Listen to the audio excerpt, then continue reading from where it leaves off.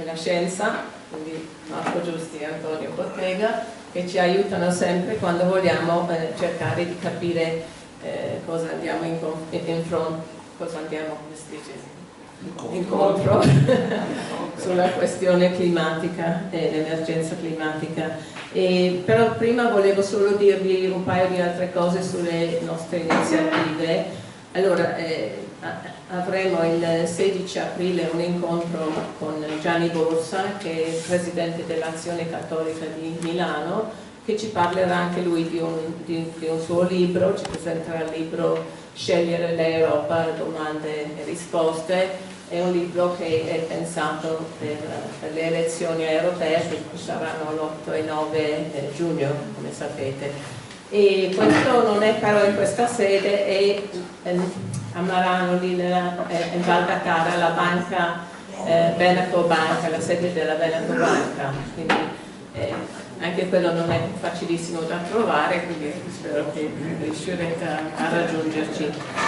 E invece un'altra cosa che stiamo lavorando moltissimo è questo evento, dopo non è un evento, è tutta una serie di eventi che si chiama Il cammino dell'Ucraina verso l'Europa, e quindi dal 2 al 8 aprile in Piazza dei Signori a Verona c'è una mostra di un'associazione di Vicenza che si chiama il Ponte Misht, che è un'associazione che aiuta i bambini dell'Ucraina dai tempi di Chernobyl, quindi segue molti bambini anche in oncologia, anche negli ospedali di Verona, e lavora anche con l'ABEO, si conoscete? Sì. Ecco, e loro però ovviamente da quando c'è la guerra sono molto coinvolti anche nel cercare di come dire, far conoscere la storia e la cultura dell'Ucraina,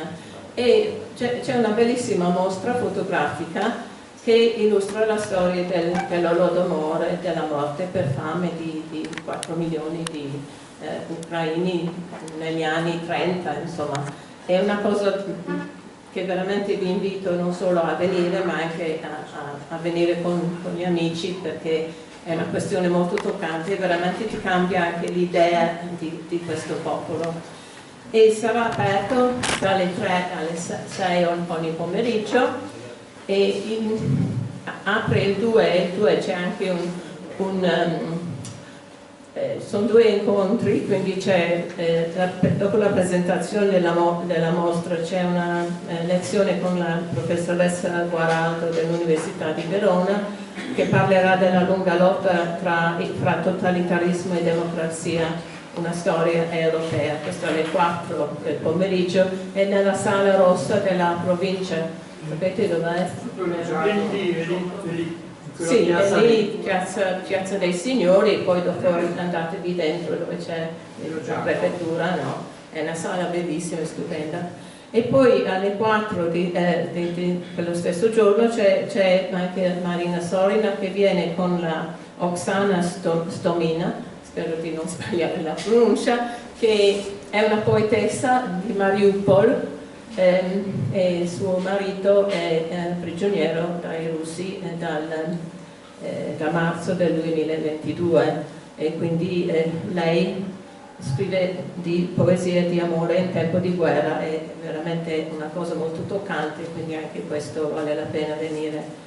E il 3 aprile invece abbiamo una lezione sull'Holodomor nella letteratura ucraina, con Manuel Boschiero dell'Università di Verona e Alessandro Achilli dell'Università di Cagliari, e queste saranno 2 cose molto interessanti.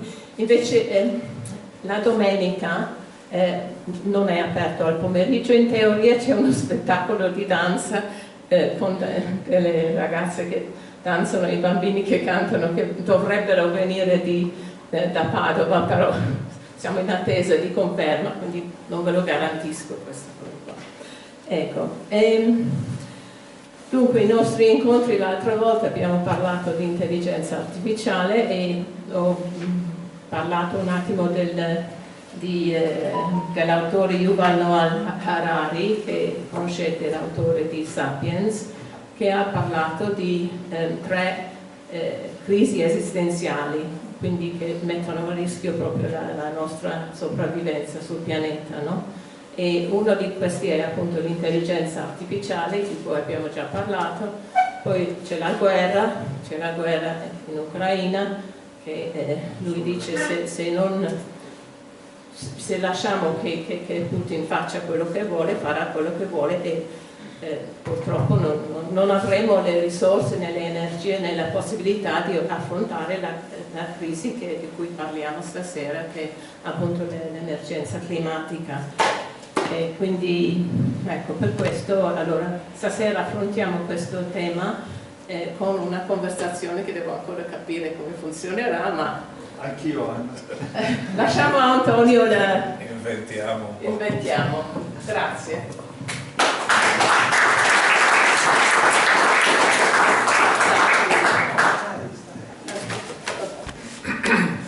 Bene, buonasera a tutti. Sono molto contento di partecipare questa sera, felice di essere stato chiamato a conversare con un amico che si è dato molto da fare in questo periodo per organizzare per scrivere questo libro, che non è un libro come dire, semplicissimo, no, da leggere, però estremamente interessante. Marco Giusti penso che lo conosciate tutti, uso per presentarlo la sua presentazione. Lui dice: sono un ingegnere di professione, scout di formazione e divulgatore e attivista per passione, e tutti questi 3 elementi sono tutti all'interno di questo libro, perché inizia proprio raccontando se stesso, raccontando la sua esperienza, che parte proprio da un'esperienza di comunità scout da giovane. Puoi correggermi, Marco, se dico delle cose sbagliate. È un libro, dicevo, interessante, perché mette insieme 2 piani, ne discutevamo in macchina venendo qua, uno abbastanza specialistico, rispetto al quale diciamo chi è un po' esperto di queste cose si ritrova, e un aspetto più divulgativo, no? Dove le persone che in qualche modo vogliono informarsi per, come dire, districarsi in un mondo di informazione e disinformazione, perché ci troviamo in questa situazione, trova degli utili elementi per capire, come dire, interpretare la realtà che stiamo vivendo. Adesso noi cerchiamo di sviluppare, di utilizzare questa occasione per discutere dell'emergenza climatica e di che cosa bisogna fare per affrontarla. Come dire, avviare la discussione, io cercherò di fare l'avvocato del diavolo e fare delle domande impertinenti a Marco, e lui cercherà di rispondere, ma per avviare la discussione vorrei partire con 2 slide molto rapide, e mi piacerebbe che fosse possibile spegnere la luce in un momento, perché poi accendiamo subito, nessun pericolo per nessuno. No, è importante per affrontare i discorsi di questa sera partire da questa immagine, perché noi siamo lì, dobbiamo prendere la coscienza che noi siamo all'interno di questo pallino che gira per un universo infinito e non ha nessuna comunicazione con l'esterno se non riceve raggi solari. Lo possiamo considerare, se funziona questa cosa, un'astronave che gira, che cerca di governarsi, e come tutte le astronavi ha il problema di vivere all'interno di questa apparecchiatura, e ha bisogno di avere un centro di controllo, e questo centro di controllo, come è già successo per le astronavi che abbiamo tentato di lanciare nello spazio, possono avere dei problemi. Possono chiamare Houston, nel caso delle astronavi nostre, Houston abbiamo un problema. È chiaro che noi nell'astronave Terra non abbiamo un Houston da chiamare, dobbiamo, come dire, riflettere su noi stessi e cercare di correggere il nostro ambiente in modo da poterlo governare. Ecco, io direi che queste secondo me devono essere le premesse, le immagini, adesso si può accendere la luce e ritornare, le immagini che ci devono, come dire, aiutare ad affrontare il discorso con Marco.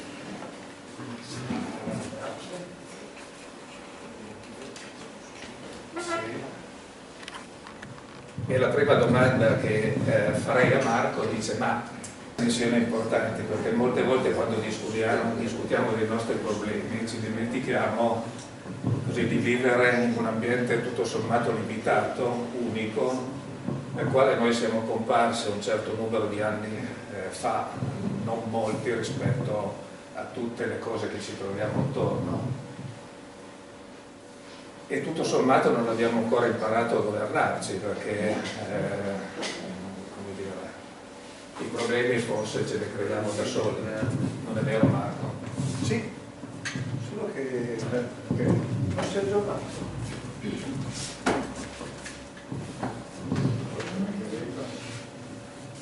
Si vede se abbiamo rifatto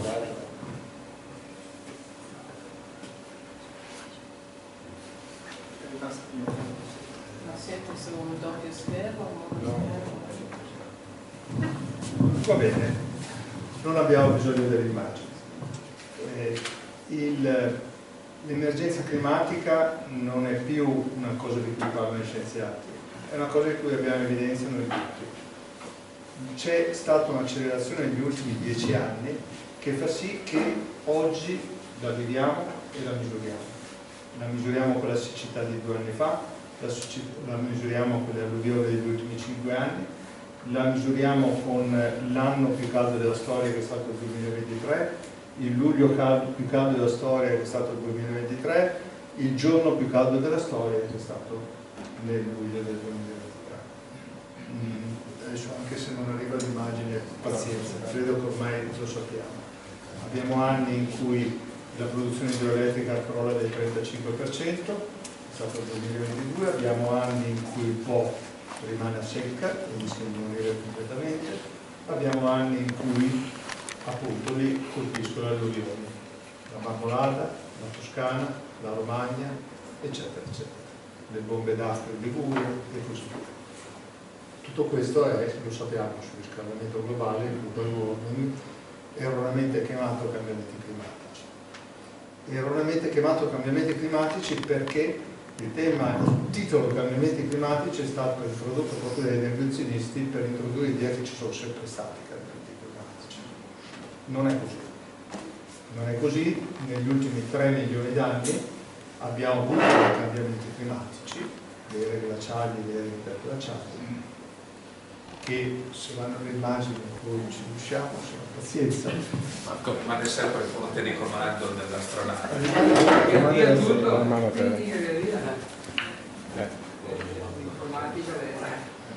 Abbiamo avuto in questi 3 milioni d'anni dei cambiamenti climatici, sono le ere glaciali e le ere interglaciali. Tutte le volte che la percentuale di anidride carbonica nell'atmosfera arrivava a 0,018%, avevamo un'epoca glaciale. Tutte le volte che risaliva fino a 0,028%, avevamo un'epoca interglaciale. Quindi sostanzialmente avere in atmosfera 0,018 CO2. Grazie. No, partiamo da uno. Perfetto. Partiamo pure da questa.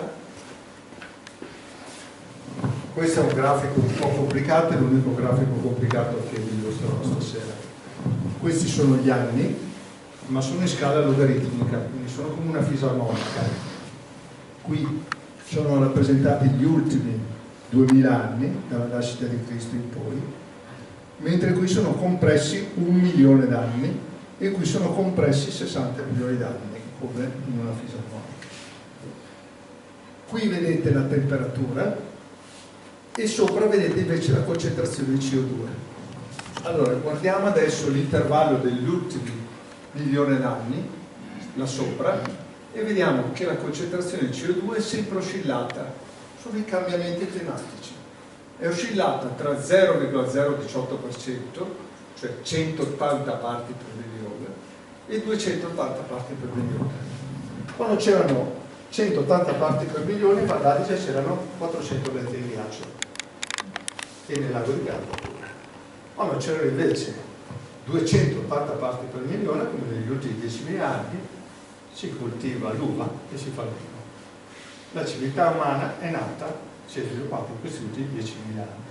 Quindi noi siamo figli, noi, la nostra agricoltura, la nostra idrologia, la nostra biodiversità è abituata a stare con 280 parti per milione.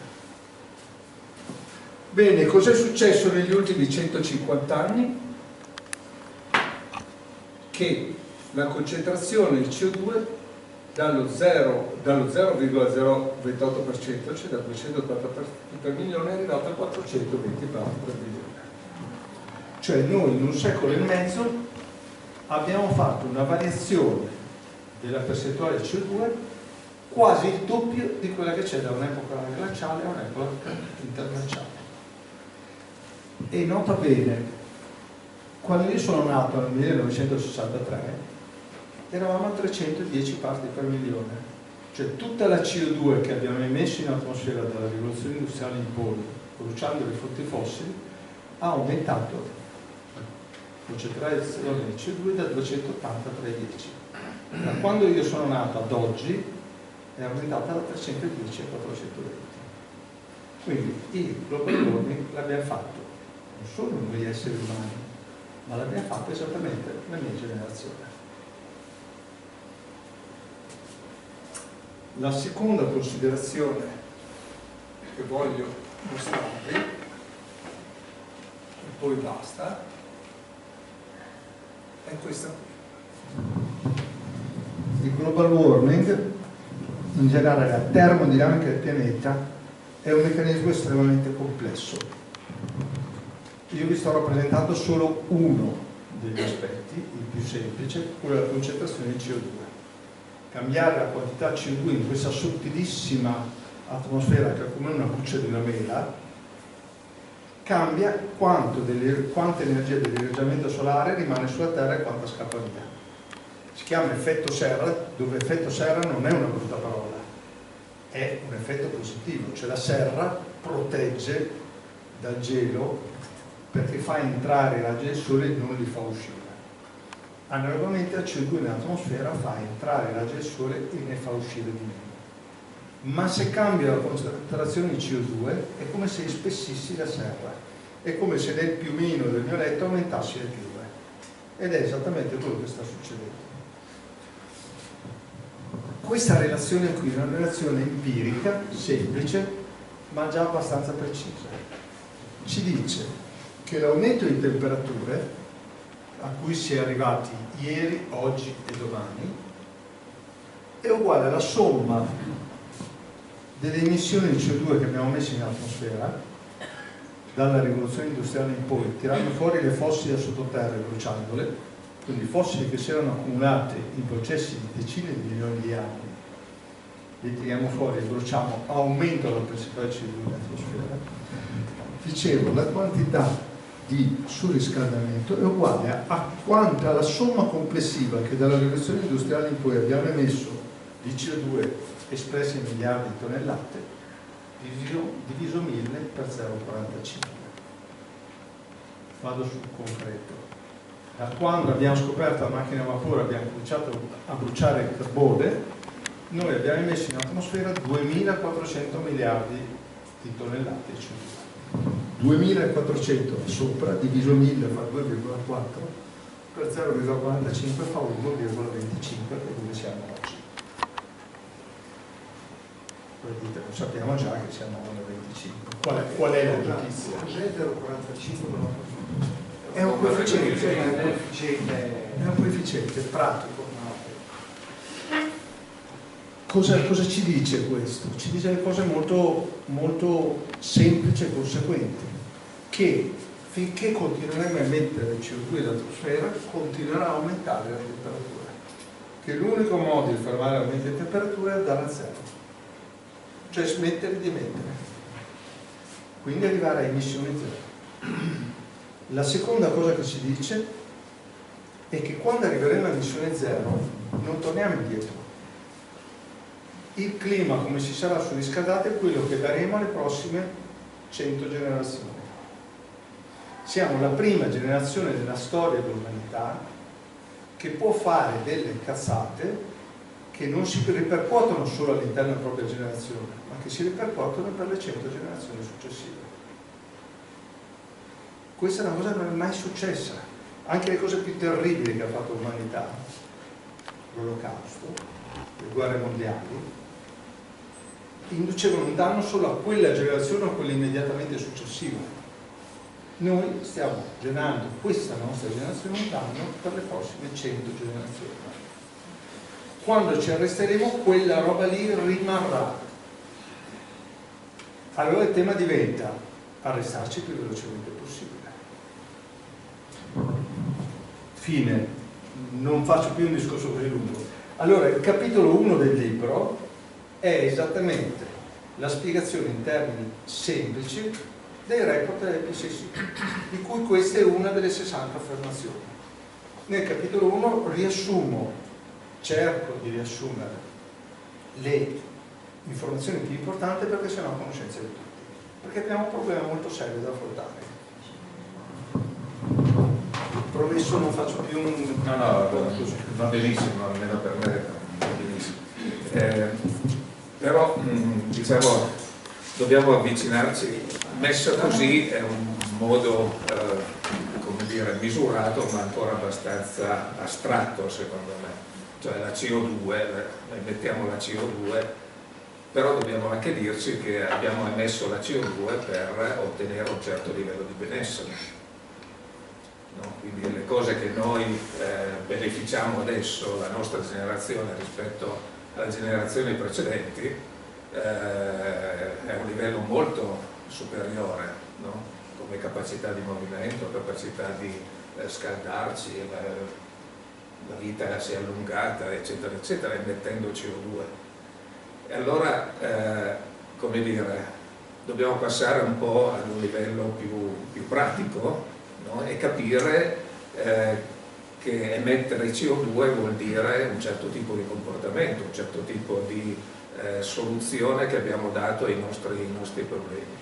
E qui ci avviciniamo alle altre parti del libro dove si parla di soluzioni, cosa dobbiamo fare per come dire, mettere freno a questa deriva cui stiamo assistendo.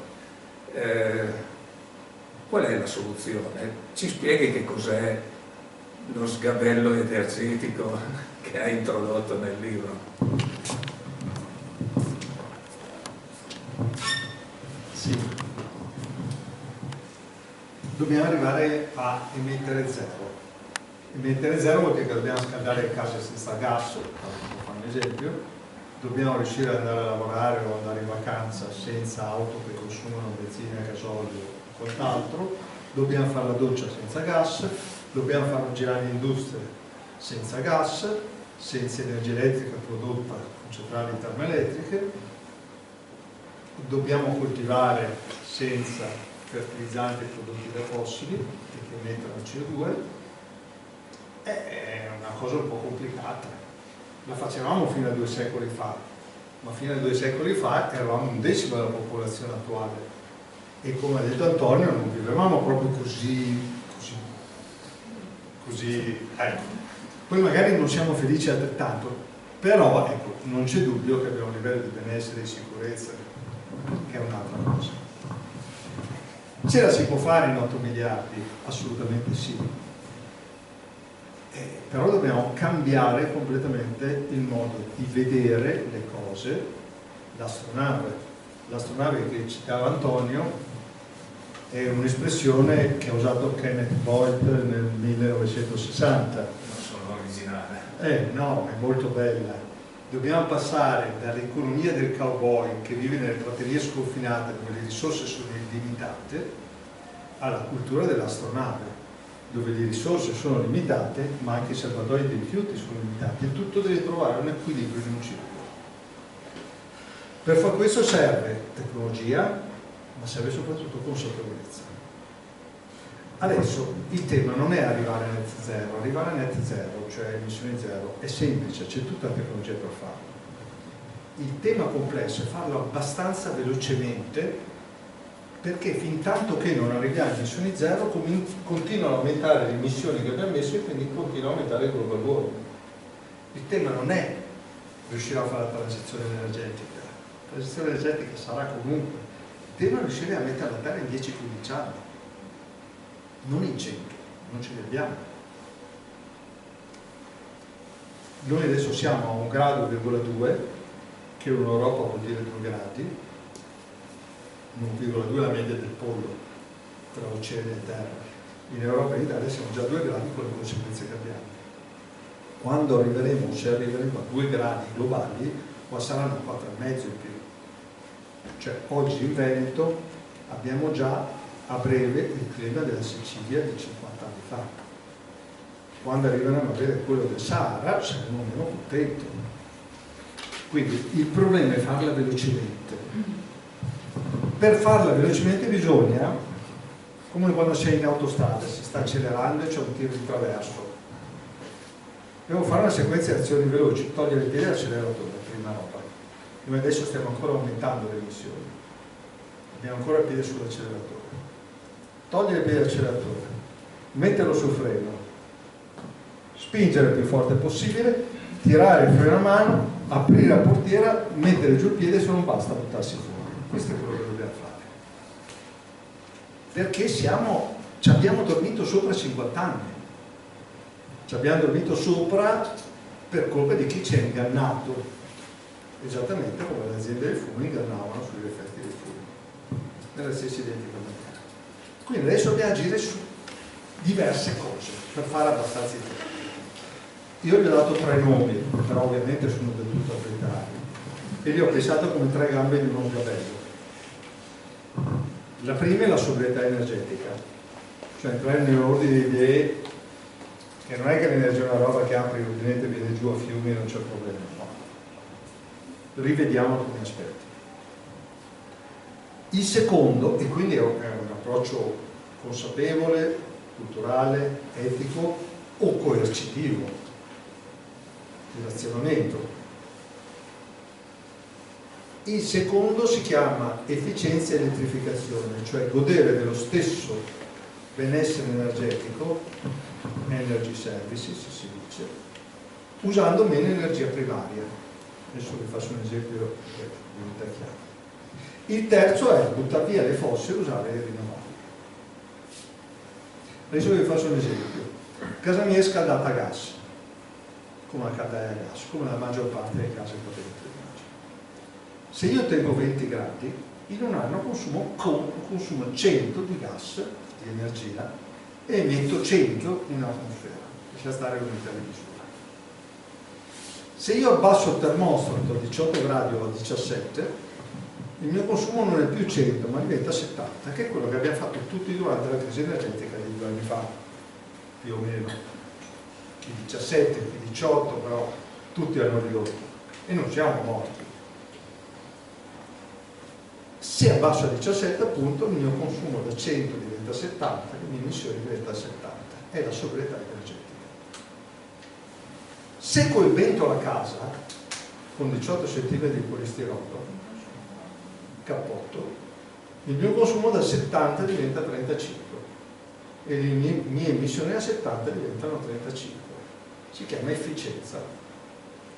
Ma se poi prendo la caldaia, la butto via e ci metto una pompa di calore che ha un'efficienza 3 volte superiore, o 4, io non consumo più 70, ma consumo 20 ed emetto, verrebbe da dire 20, no? Perché siccome compri il calore da energia elettrica e il 40% di energia elettrica è già da fonte rinnovabile, emetto solo 8. A questo punto la terza gamba è spegnere la centrale termoelettrica e accendere 100 impianti fotovoltaici e 10 impianti eolici, che va da 0. Questa è la somma delle tre gambe. Se avessi preteso di far tutto col passaggio alle rinnovabili si poteva fare, sì, ma mi serve un secolo. Non ho gli stabilimenti di produzione per farlo in un breve tempo. E quindi quel termine di 2400 gigaton, considerate che ne facciamo 50 all'anno, se ci metto un secolo sono altri 5000 e arriviamo a 10 gradi.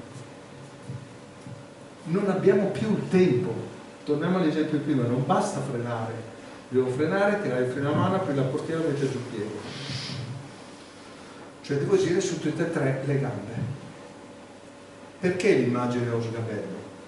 Perché uno sgabello, lo dico da ingegnere, perdonate, è una struttura isostatica, vuol dire che se lo sgabello segue un po' una gamba stai in equilibrio lo stesso, mentre una sedia, se una gamba diversa dall'altra balla, uno sgabello ha tre gambe e se ha le gambe di lunghezza diversa non balla, giusto? Ci siamo? Si inclina, però è in equilibrio ancora. Questo sta a dire che c'è uno spazio di mediazione politica per decidere collettivamente quanto facciamo della sobrietà, quanto facciamo dell'efficienza e quanto facciamo le rinnovabili.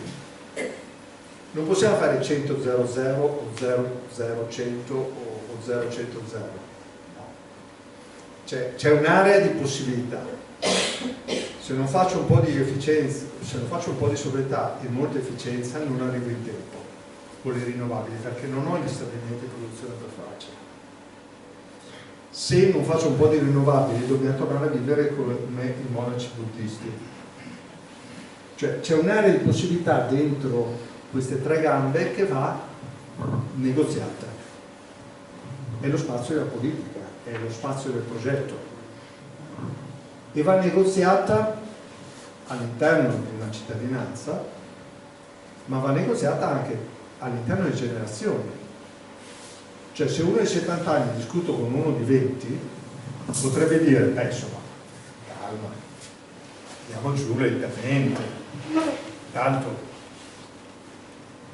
quello dei 20 probabilmente dirà, no, anzi, ci diamo una mossa subito, non mi lasci il problema tutto a me, ci impegniamo subito perché io devo vivere anche dopo in un pianeta vivibile. Ma c'è una negoziazione tra popoli anche. Cioè, per stare in un grado e mezzo possiamo emettere ancora, secondo quella formula, solo 300 gigaton. Ne facciamo 50 all'anno, 6 anni, 300 diviso 56. Cioè, da ingegnere io potrei dire, diciamo così, 6 anni come adesso e poi caverne. Solo che c'è un problema di sovrappopolazione delle caverne, non ce ne sono abbastanza. Non solo, ma potrei dire 300, facciamo 400 gigaton, diviso 8 miliardi di persone, sono 50 gigaton a 50 ton a testa, almeno si organizzi. Ma anche questo non funziona, perché un indiano verrebbe da me a dire, oh, dei 2400 che ci sono adesso non mica ne sei io, e invece tu. Come dice l'ONU, abbiamo un destino comune, ma una responsabilità differenziata. E di nuovo è la politica. Le COP, una volta all'anno si trovano in 195 paesi a discutere. Di cosa discutono? Sappiamo benissimo che dobbiamo arrivare a zero. Discutiamo di in quanto tempo, chi ci comincia per prima, chi ci mette i soldi, chi insegna con gli altri. È un tema, questo è il tema. Il tema è negoziazione fra generazioni, guardare in faccia i propri figli e dire andiamo avanti pian pianino e ci pensi poi tu, oppure ci indebitiamo subito, comincio a pagare anch'io per cercare di farlo il più veloce possibile e finché posso faccio qualcosa anch'io. E negoziazione tra popolazioni, cioè andare dall'indiano o dall'africano e dire, o da quello che ha le isole che stanno per essere sommerse, e dire io ho più responsabilità, quindi sono primo, imparo e ti do gli strumenti tecnologici. Questo è lo spazio della politica. Quando leggete, perché questo ci narrano, che il problema è tecnico di tecnologie, è un falso, la tecnologia c'è tutta. Quello che manca è la consapevolezza e di conseguenza quello che manca è la risposta politica. Mi sono dilungato anche stavolta. Ecco, nel capitolo 3 cosa faccio? Elenco in maniera molto noiosa le 3 gambe dello sgabello. Per ciascuna gamba dello sgabello, quindi la sobrietà, l'efficienza, l'elettrificazione e le rinnovabili, elenco le linee di azione e le singole azioni e individuo 27 strumenti. Non invento nulla, è roba che si sa. Le pompe di calore, i cappotti, il fotovoltaico, l'eolico, il cambio di stile di vita, il passaggio all'elettrico, le auto, il trasporto, tutte cose che si sanno. Però l'elenco cercando di indicare per ciascuno i pro e i contro e le potenzialità. E quindi preparo il banco degli attrezzi. Mi fermo qua sul capitolo 3. Benissimo. 27 attrezzi. 27 attrezzi. 3 alla terza. Ma sì, direi che però in tutto questo discorso dobbiamo, come dire, confrontarci anche con interessi che sono legati alla permanenza dell'attuale situazione. Proprio nell'ultima COP qual è stato il risultato? Che l'ultima COP si è svolta a Dubai, gestita sostanzialmente dai petrolieri, no? Da chi ha interessi a continuare a vendere.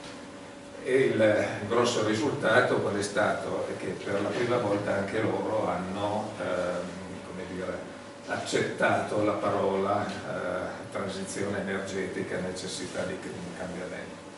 Poi da questo a effettivamente sviluppare una strategia per uscire dai combustibili fossili ce ne passa. E questi sono interessi, ma poi ci sono anche, come dire, persone che non sono, come dire, non la vedono ancora bene, sono resistenti al cambiamento, eppure accettando l'idea sì, abbiamo l'emergenza climatica, bisogna cambiare, eccetera, eccetera, finiscono per trovare delle vie di fuga, no? Per uscire dal discorso concreto. Mi piacerebbe invitarti a parlare dell'eolico di cui sei espertissimo, del fotovoltaico, delle energie rinnovabili, però invece ti faccio una domanda specifica su alcune vie di fuga tipiche dei discorsi che si fanno. Una via di fuga si chiama nucleare. No? Perché non facciamo le centrali nucleari? Facciamo prima, invece di mettere tutti questi pannelli, tutti questi discorsi, no? Una bella centrale, figuriamoci, risolviamo tutto.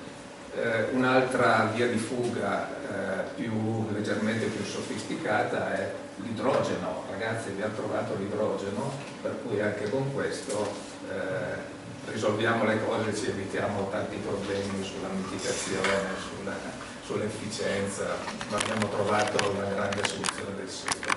Ecco tu come la pensi? Io credo che quando si ha un problema la prima reazione umana sia quella di negarne l'esistenza. Quando qualcuno ha una malattia grave, la prima cosa è negare. La seconda è avere una proiezione mentale diversa da quella che ti dice il medico. La terza è cercare il guru, come si dice? Lo stregone e così via. Perché la mente umana rifugge il problema, la nostra mente si è formata nello scappare dai leoni, quindi decisioni rapide e veloci, i problemi di lungo periodo o percepiti come di lungo periodo non ci Questa è la mente dei singoli. Poi c'è la mente delle organizzazioni. Tutti gli organismi hanno due obiettivi, tutti gli organismi viventi: sopravvivere e procreare. Sono i due istinti naturali. Gli organismi sociali hanno la stessa cosa, sopravvivere e crescere, che è la stessa roba. Le società hanno come obiettivo sopravvivere e crescere, nei fatturati, nei ricavi, nei margini, eccetera, eccetera. E quindi tutti oggi, nessuno oggi nega più la necessità della transizione energetica, però ognuno la disegna in modo da salvaguardare la propria sopravvivenza e la propria speranza di crescita. Ed è qui l'inghippo. E quindi la transizione energetica, parliamo tutti di sostenibilità, sui giornali non sentite parlare d'altro che di sostenibilità, però ognuno lo dice in maniera diversa. Quindi devo stare attento a non dire delle cose perché c'è qualcuno che mi sta registrando. Be careful, attenzione, warning. Parto dalle tecnologie di cui parlava Antonio, però il tema più non è legato alle tecnologie, non ci sono le tecnologie buone e quelle cattive. Il tema è come disegniamo la ricetta, i costi, eccetera, eccetera. Allora, il tema fondamentale sono i numeri, bisogna parlarsi coi numeri, se no si fa delle ciacole. Allora, se il numero è che con 2400 gigawatt siamo quasi oltre il mezzo, e tra 320 e 380 abbiamo sfondato la soglia di 1,5, dopo di quale rischia di non funzionare più quella relazione lì, ma scattano i tipping points che fanno perdere il controllo del sistema. Noi dobbiamo azzerare entro 350 gigaton, che in termini di consumi attuali sono 7 anni. Numero spaventoso, pensare di azzerare in 7 anni. Possiamo fare una cosa leggermente diversa, cioè azzerare in 14 però andando giù come un triangolo. Cioè se io oggi faccio 50 per 14 diviso 2 perché l'area è un triangolo è come se facessi 50 per 7 poi 0. Quindi l'obiettivo deve essere azzerare in 14 anni. Azzerare in 14 anni è come dire che stasera ho 50 persone a cena e vado a iscrivermi a un corso di cucina.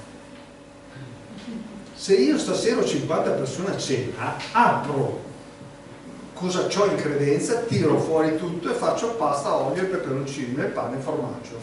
Non faccio altro. Non ho il tempo di fare un corso di cucina se ce l'ho stasera a cena. Azzerare in 14 anni vuol dire che ce l'ho stasera a cena. E se devo azzerare in 14 anni, devo farlo non facendo 14 anni come adesso e poi 0, ma devo andare giù linearmente, devo cominciare oggi ad andare giù. Il tempo di costruzione della centrale nucleare è 20 anni. I costi di generazione di energia elettrica con la centrale nucleare sono i tripli di quelli dell'eolico e del fotovoltaico. Io non sono contro la centrale nucleare, facciamole pure, non è un problema, ma non pensiamo che questa sia la soluzione, non lo è. Se noi, prendo i numeri del libro, se noi facciamo il 20% di sobrietà energetica, è la mia gamba dello sgabello che propongo, e 40-50% di efficienza, che vuol dire rifare tutti gli edifici, giusto per capirsi, e quindi se di mezzo il fabbisogno di energia, quel fabbisogno di energia posso farlo o con quello che propongo, quindi 11.000 ragionatori e lo 0,8% di superficie fotovoltaico, o posso farlo con 120 centrali nucleari. Questo non lo trovate nei giornali. Quando si parla di riprendiamo il nucleare, riattiviamo le nostre centrali, sono 4. 120 vuol dire 1,3 per provincia. Cominciamo a pensare alla provincia di Verona, dove ne mettiamo, siccome è più grande delle altre due. Cioè, capite, se si parla senza i numeri, tutte le idee sono come i gatti di notte, sono tutti uguali. Ho qualcosa contro la tecnologia nucleare? No. Ma dico, ma dove le mettiamo le centrali nucleari nel Veronese?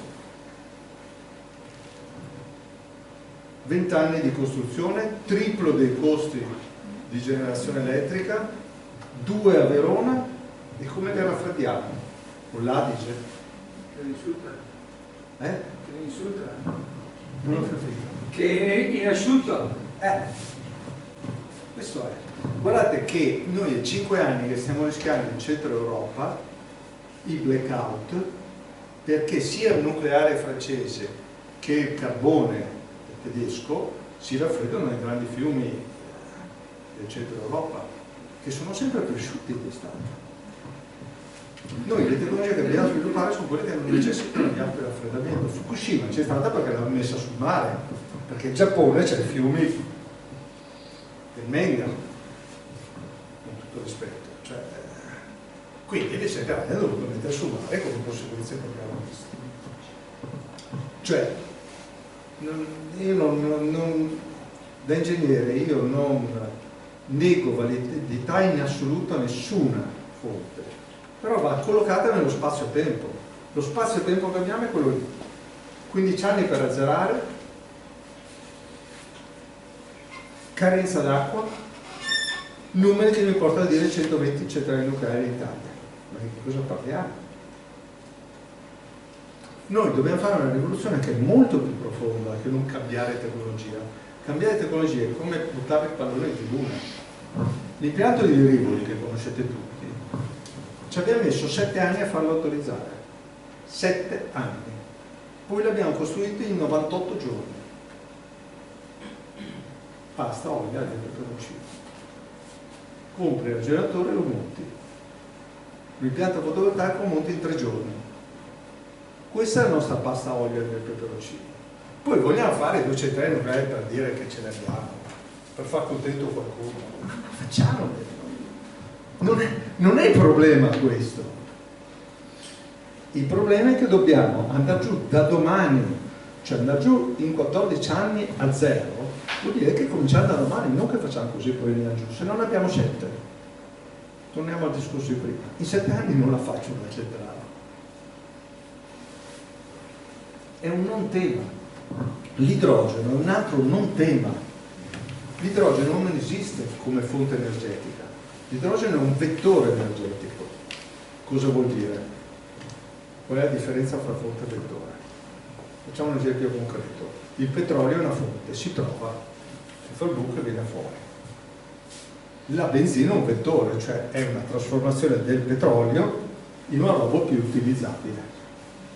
Il carbone è una fonte, ma difficilmente è un vettore, nel senso che nessuno di noi scalda a casa bruciando pezzi di carbone. Il carbone fa energia elettrica, si faceva una volta, ma all'ombra del tempo.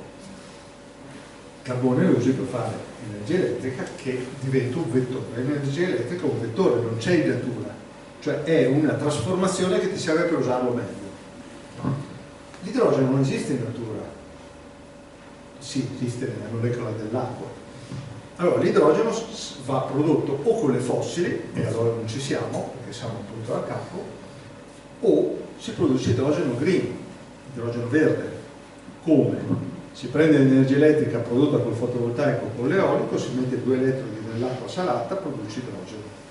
Cioè sto utilizzando l'energia solare trasformata col fotovoltaico, trasformata in energia elettrica per generare idrogeno.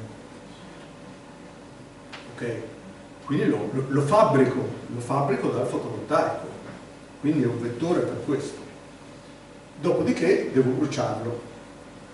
Nel passaggio dall'energia elettrica catturata al fotovoltaico a quello che mi istituisce l'idrogeno quando lo bruci, ne ho persi 2 su 1, cioè me ne rimane un terzo. È fisicamente un non senso. Allora perché si spinge sull'idrogeno? Per 2 motivi, uno buono e uno cattivo. Parto da quello buono, perché ci sono certi usi che si dice hard to abate, cioè dure da abbattere le emissioni, dove il vettore elettrico non funziona. Esempio semplice: gli aerei non volano con la spina, è un problema far volare gli aerei con la spina, quindi devo produrre l'energia elettrica col fotovoltaico, poi devo convertirli in qualcosa che riesca a stare a bordo degli aerei. Le batterie attualmente pesano troppo per stare a bordo degli aerei. Anche questo non è vero, perché ci sono i primi i primi aerei del DHL statunitense che volano l'energia elettrica. Però diciamo che al momento per alimentare aerei molto grandi non ce la facciamo con le batterie. Quindi bisogna che facciamo fotovoltaico, energia elettrica produciamo idrogeno e l'idrogeno lo convertiamo in qualcosa che assomiglia al kerosene, chimica. Quindi questo è un idrogeno buono, cioè è un vettore di trasformazione per gli usi che non possono andare con la spinata carta. Poi c'è l'idrogeno cattivo, che non è cattivo lui, lo vestono cattivo. Cioè chi si inventa che facciamo, che siccome sono capace, adesso cerco di misurare le parole, siccome una delle mie competenze è intrattenere relazioni diplomatiche con i paesi nel sud del mondo, utilizzando gli strumenti che conosco molto bene, perché lo faccio normalmente nell'estrazione dell'olio e del gas, userò lo stesso know-how, sto parlando bene così, per intrattenere i medesimi rapporti con i medesimi paesi, riempire il Sahara di fotovoltaico, col fotovoltaico e Sahara fare energia elettrica, faccio dell'idrogeno, poi uso i tubi che già ho, che oggi portano gas per portare idrogeno, per portarli in Italia e così fa salire l'economia di idrogeno. Allora, torniamo al discorso di prima. Ogni organismo ha come obiettivo sopravvivere. Durante ogni rivoluzione il tema sopravvivenza diventa più spinto, perché in ogni rivoluzione c'è delle società che sopravvivono, delle società che non sopravvivono, delle tecnologie che sopravvivono e delle tecnologie che non sopravvivono. In quei momenti la lotta nella comunicazione diventa particolarmente forte, perché devo spingere la transizione e la trasformazione verso modelli che valorizzino i miei asset, le mie competenze e aumentano la mia probabilità di sopravvivenza. Sono stato abbastanza polite. Si è capito lo stesso cosa voglio dire. Ecco. Quindi tutti parliamo di transizione energetica, tutti ne parliamo in parte per motivi ideali e in parte per spirito di sopravvivenza rispetto al gruppo di appartenenza o alla società di cui si fa parte. Attenzione che non tutte le transizioni energetiche sono uguali. Va bene così? Benissimo.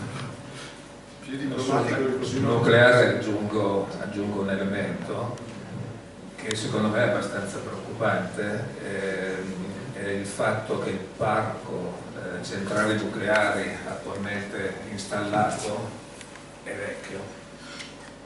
Se prendiamo ad esempio la Francia, che viene presentata come il paese nucleare, in effetti è così, perché quasi l'80% della sua energia che consuma è prodotta dalle centrali nucleari.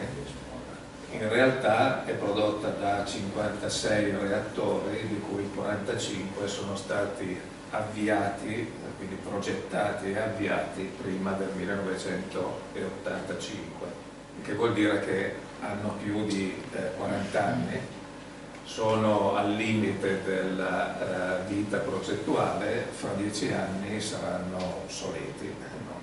E quindi saranno da sostituire. Già adesso ci stanno dando un sacco di problemi, tanto che l'Italia si è trovata anche ad esportare energia elettrica in Francia. Niente, per cui c'è anche questo problema, no? Che ci verrà a mancare il supporto dell'attuale nucleare. Questo vale per la Francia, ma se prendiamo Zaporizhzhia, che abbiamo imparato a conoscere con la guerra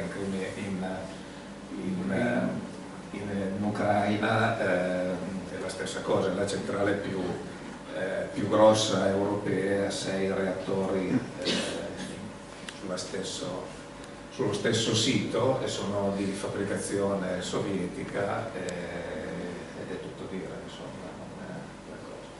Quindi diciamo che sull'idrogeno e sul nucleare mi hai convinto. Ma come lo mettiamo con le rinnovabili che dipendono dal sole, sono variabili, no? C'è il vento, non c'è il vento, e noi ci affidiamo solo a questa tecnologia qui prevalentemente? Siamo sicuri di poter garantire a sufficiente energia in modo qualitativamente valido, noi quindi supportare un benessere decarbonizzato sufficiente? Questo, guarda, io non riesco a dirlo. Io lo dico a tutti gli amici, io sconsiglio di comprare questo libro e soprattutto sconsiglio di leggerlo, perché è un mattone terribile, cioè fino a pagina 150 puoi sopravvivere. Da pagina 150 a pagina 240 entri nel vivo di questo, cioè predisposti 27 strumenti sul tavolo, combino il progetto, come fare una torta, come fare un progetto, con quel che c'hai. Quelli sono gli strumenti, sono il nostro olio e le velocità, adesso devi combinarli assieme. Allora cerco di combinarli assieme e cerco di dimostrare che il sistema sta in piedi. Solo che per dimostrarlo, non per dirlo, sono numeri, tabelle, grafici, numeri, tabelle, grafici, numeri, tabelle e grafici. È una parte di testo che è orientata non più alla divulgazione di base, ma agli esperti di settore e ai policy maker, e a contrasto di quelli che ce la raccontano sostanzialmente. Allora, come possono farsi le rinnovabili? Beh, è molto semplice. 3 o 4 regole. Primo, un corretto mix. Una torta è fatta da un carboidrato, uno zucchero e un grasso. Che sia vegana, che sia quello che volete, ci sono queste 3 robe. Analogamente un sistema 100% rinnovabile deve avere il fotovoltaico, l'idroelettrico e un po' di geotermia e biomasse. Perché deve avere questo in mix? Perché il fotovoltaico d'inverno non fa un piffero, l'eolico fa più d'inverno che d'estate.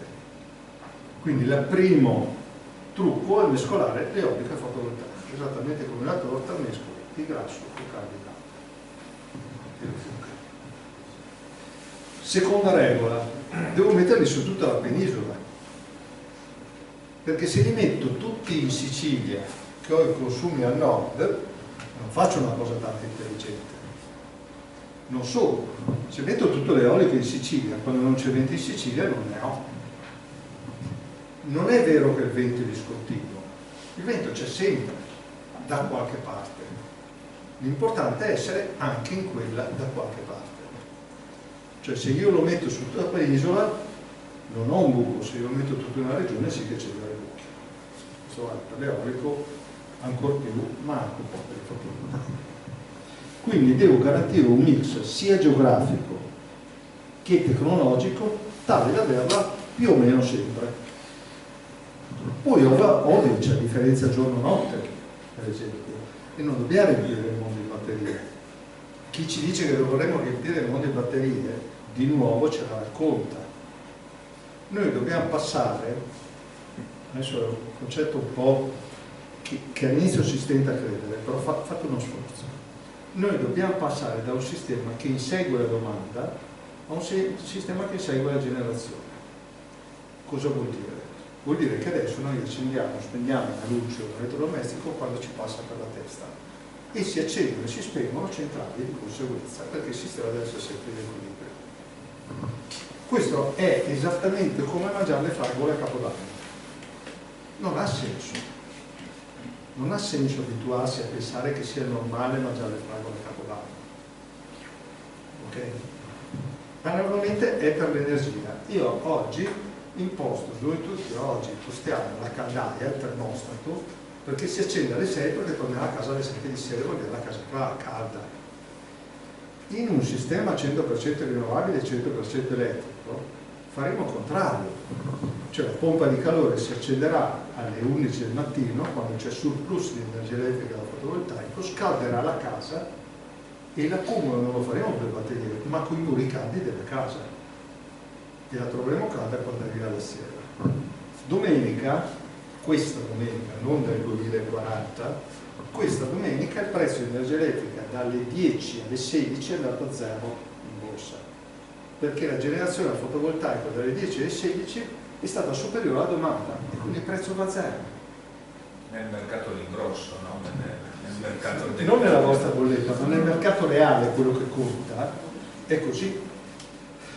Quindi io non uscirò di casa accendendo la lavatrice, anche se, o facendola andare la sera, ancora peggio. La mia lavatrice avrà un chip che costa 20 centesimi, che lo collega al web, io dirò alla lavatrice, premendo il bottone, gli dirò guarda che voglio che fra 8 ore sia fatto il ciclo, perché fra 8 ore torno a casa e stendo. Ma quando tu ti accendi un problema tuo. Quindi tu con la connessione web la lavatrice vedrà quando produce il mio impianto fotovoltaico, quando produce l'impianto fotovoltaico la mia comunità energetica, e se non ce n'è né l'uno né l'altro perché piove, inverno, eccetera, eccetera, guarderà sulla rete quali sono le previsioni del momento a prezzo più basso e si accenderà in quel momento. Analogamente la mia auto, che senza che io l'abbia autorizzata parla già col mio telefono, sanno un sacco di cose. Cioè salgo in auto, accendo e mi propone come posto, dove andare, il navigatore, quello che c'è scritto in agenda. Una cosa mi dà i nervi in una maniera bestiale. Si parlano già, sappiatelo, e i vostri telefoni si parlano con tutti gli altri telefoni e chissà cosa si dicono. Quello lì, quando gli attaccherò l'auto alla colonnina, non è che fa il pieno. Fare il pieno è una cosa da scemi, è come comprare una cassetta di lamponi quando so che vado via 3 giorni a cena fuori. Cioè, non ha senso. Il pieno non ha senso. È una nostra retroazione antica. Il mio telefonino sa benissimo dove devo andare domani, sa benissimo quanta energia serve, la mia auto si caricherà, l'attaccherò di giorno e non di notte, e si caricherà quel minimo per quello che devo fare domani, più 20% perché non si sa mai. Dopo, se c'è ancora tempo e se l'energia costa poco, si carica anche al 100%, se l'energia costa molto, sta fermo lì. Non solo, se costa poco, perché lo lascio attaccato tutto il giorno magari, si carica del tutto. Quando la sera il prezzo va alle stelle, perché adesso il prezzo va alle stelle alle 16, vende energia alla rete. L'auto ben gestita non sarà un costo, parlo solo della parte energia. Un'auto ben gestita sarà un ricavo, Diventa un centro di accumulo. perché diventa un centro di accumulo. Non avremo bisogno di fare centri di accumulo, ce l'avremo lì. Premesso che dobbiamo avere meno auto meno pesanti, dobbiamo fare meno chilometri, di nuovo, anzi partiamo dal contrario, dobbiamo fare meno chilometri, sobrietà, dobbiamo avere auto meno pesanti. Ma le auto le avremo in carpooling e in condivisione probabilmente. Esatto, quelli fanno parte della sobrietà. Il fatto di passare elettrico fa parte dell'efficienza e dell'elettrificazione, poi il fatto di usarlo intelligentemente condurrà a questo. Quindi con il corretto mix tecnologico, il corretto mix geografico e l'uso intelligente di diverse risorse, quindi l'auto per fare d'accumulo al sistema elettrico, i muri per fare d'accumulo energetico, cioè vanno pensate tutte le cose, non vanno pensate separatamente. Se le pensiamo tutte insieme, le 27 azioni, torno al discorso di prima, in modo che si aiutino l'un l'altro, il gioco molto, il puzzle diventa semplice. Non sono sentito convinto. Ma se poi sentiamo il pubblico, se... Poi ci sono i calcoli dentro, vi dico la parte pesante del libro è quando provo a fare i calcoli e fa vedere che stai in piedi, non è una passeggiata. Sì, è il capitolo 4, no? Capitolo 4, da non leggere, dice, da studiare. Sì, i numeri sono estremamente importanti, però prima di continuare sui numeri, l'argomento che hai introdotto adesso è estremamente interessante perché noi veniamo fuori da una cultura dove vede la produzione di energia elettrica o di energia in generale fatta fuori da noi, no? Noi siamo abituati, abbiamo la cultura del monopolio, dell'Enel, dove ci arrivava la bolletta, noi accendavamo la luce quando ci serviva, abbiamo ancora adesso la lavatrice quando ci pare, e alla fine paghiamo la bolletta. Il fatto di passare alle energie rinnovabili, che non sono solo grosse centrali come dire eoliche o grosse centrali fotovoltaiche, ma sono possibili anche produzioni distribuite nel territorio e con un atteggiamento, provocano un atteggiamento proattivo da parte delle persone, no? Nel senso che possono gestire la propria energia nel modo con cui pensano più opportuno, più adeguato al proprio fabbisogno. E qui c'è tutto il discorso delle comunità energetiche, ad esempio, no? Tu che ruolo dai a questa?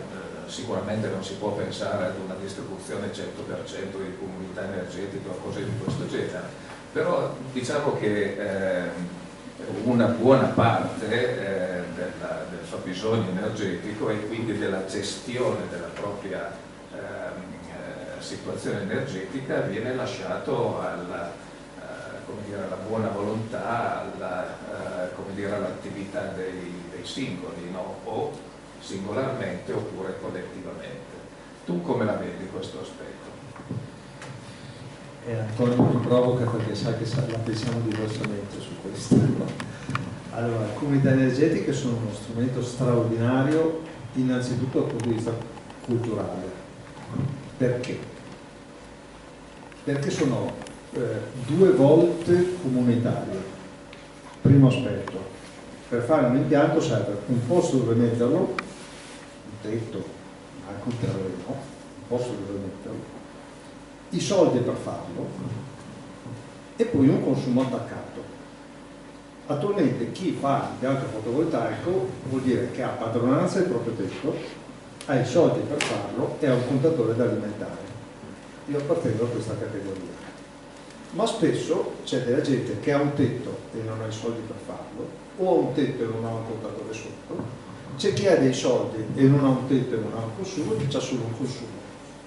La comunità energetica è la logica di dire: io ho il tetto, tu c'hai i soldi, tu c'hai il consumo, mettiamoci insieme in un modo che sia vincente per tutte e tre. Quindi questo è il primo passaggio fondamentale. Il secondo è che il legislatore è stato così intelligente stavolta,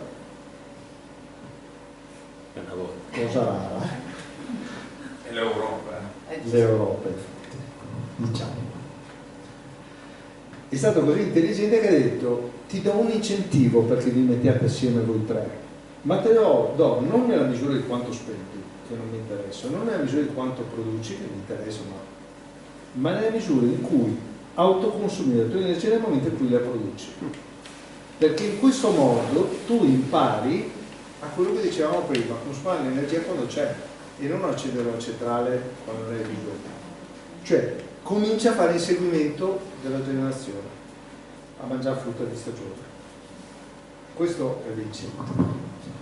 Ecco, scendere sul piano numerico è difficile dire quanto si può fare. Allora do una risposta obliqua. La stima nel modello mio, che non è così diverso da quello dell'RSE italiano, della ricerca del sistema energetico italiano, il fotovoltaico coprirà il 50% del fabbisogno non elettrico, del fabbisogno di energia complessiva del paese. Cioè qui l'Italia sarà la fonte dominante. Di questo, per far questo serve più o meno l'1% del territorio nazionale, userò. Di questo quanto si può fare sui tetti? Ipotizzando, che è il ragionamento che ha fatto l'Enea, con un'analisi un po' elaborata, che il 30% dei tetti italiani siano potabili, se facciamo tutti i tetti potabili, che sono il 30% di tutti i tetti, copriamo grosso modo 1/3 del fotovoltaico di cui abbiamo bisogno. È una risposta obliqua, non sono ancora la risposta.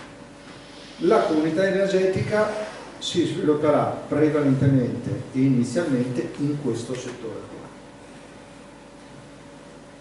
Quindi questo arriverà a coprire un quinto del fabbisogno nazionale, un quinto, un sesto, un settimo, cioè una componente importante, è quanto l'idroelettrico italiano, per capirsi, anzi di più dell'idroelettrico italiano.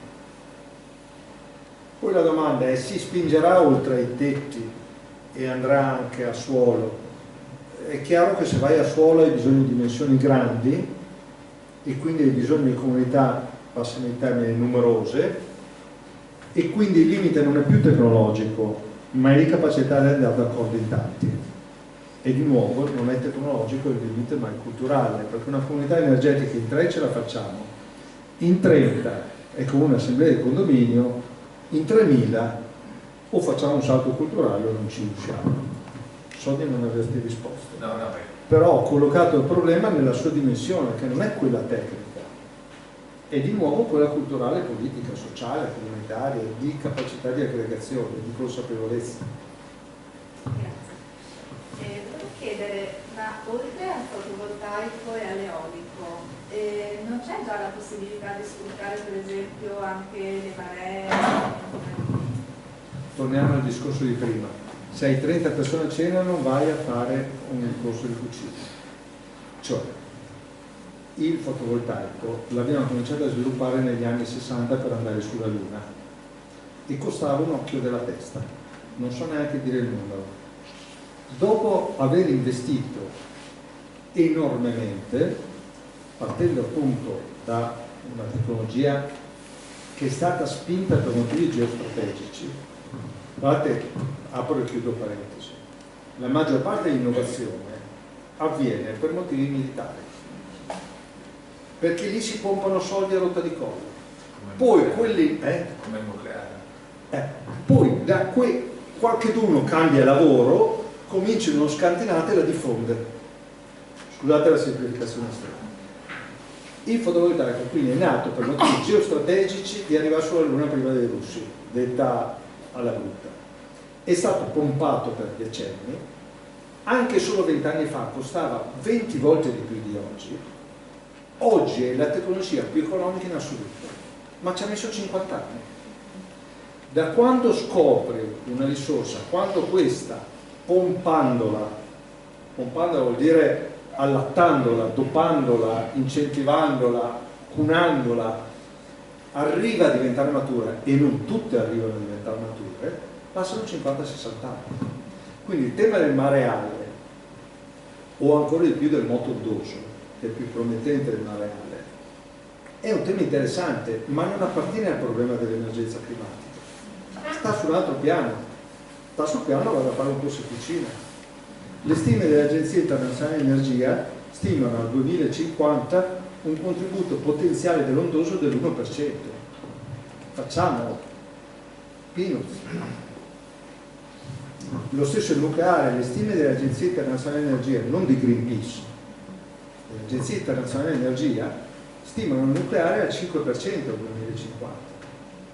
Non sono queste il nostro olio, aglio e peperoncino.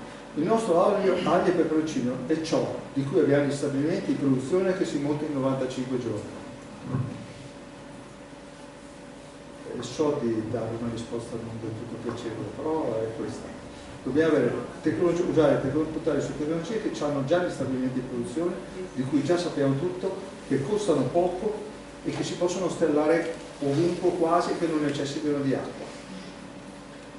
Una domanda pratica, mi scuso per l'ignoranza. Gli stabilimenti per il fotovoltaico, noi siamo autonomi in Europa oppure dipendiamo per il materiale di cui sono fatte le celle fotovoltaiche da... Allora, noi dipendiamo pesantissimamente dalla Cina, ma non per un problema materiale come si raccontano, perché il silicio è sabbia, si trova dovunque, ma per un problema di costo di produzione.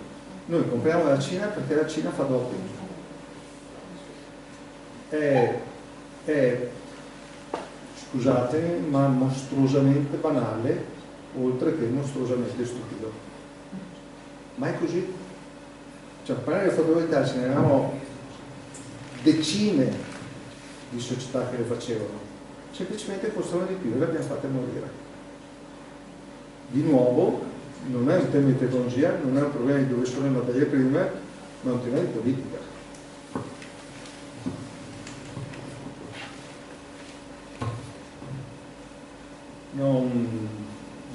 bisogna avere un master plan, bisogna avere un'idea chiara, numeri chiari, tempistiche chiare, tecnologie chiare, e poi dire come lo mettiamo a terra, come ci organizziamo, perché se manca l'organizzazione e pensi che il mercato si arrangi da solo, il mercato genera questo.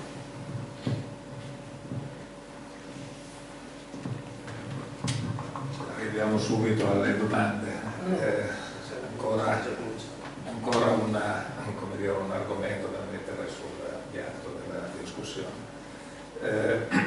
Solo una piccola appendice sulle comunità energetiche. C'è un aspetto, secondo me, così che nessuno dice chiaramente, ma estremamente positivo, proprio per accelerare il processo di transizione. Cioè, per cambiare il sistema elettrico c'è bisogno di tanti soldi, tanti capitali. Sicuramente sono importanti le grosse centrali che dicevamo, eoliche e fotovoltaiche, dove si impiegano dei capitali interessanti. La produzione diffusa e la comunità energetiche permette di estrarre capitali come dire, dalla popolazione, da tutti, no? Quindi va a toccare, va a utilizzare una fonte finanziaria che altrimenti sarebbe difficile da utilizzare, no? Mentre le grosse centrali vengono finanziate, supportate da grosse società, è chiaro che invece i miei pannelli fotovoltaici sopra il mio tetto me lo posso pagare io e sicuramente sono anche contento di farlo perché ne ho un beneficio. Quindi il fatto di stimolare anche dal punto di vista procedurale questo tipo di attività va nella direzione di accelerare il più possibile la trasformazione energetica. Detto questo, io direi che abbiamo parlato di tecnologia, siamo partiti dai problemi, abbiamo parlato delle soluzioni. L'ultimo tema che tratti anche tu nel libro è quello delle resistenze, no? Cos'è che blocca questo processo più di tutto, no? E come i numeri entrano nel gestire le resistenze. Se lo sapessi. Sì, nel capitolo 5, dopo aver visto la mia ricetta, la confronto con gli scenari dell'Agenzia Internazionale di Energia, della Commissione Europea e dell'RSI italiano, per far vedere quali sono le assonanze e le differenze. Le assonanze sono moltissime, cioè queste cose che dico io le dice l'Agenzia Internazionale di Energia, scusate, le cose che dice io copio l'Agenzia Internazionale di Energia più correttamente, però ci sono le sfumature che sono importanti, che hanno conseguenze politiche importanti. Il sesto capitolo si chiama Problemi, freni e ostacoli alla transizione energetica e risorse, alleati e non mi ricordo. 3 e 3 sempre, non mi ricordo. Allora, il problema numero 1 è la consapevolezza.